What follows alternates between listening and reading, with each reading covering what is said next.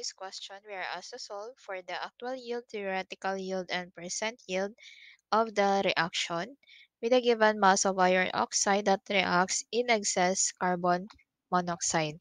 Given the balance equation, which is iron oxide plus 3 carbon monoxide will yield 2 iron plus 3 carbon dioxide. So we are asked to solve for the actual yield, theoretical yield, and percent yield. Actual yield here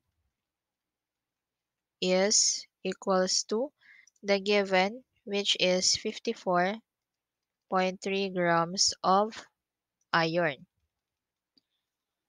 For the theoretical yield, we can solve for the mass of iron by stoichiometry.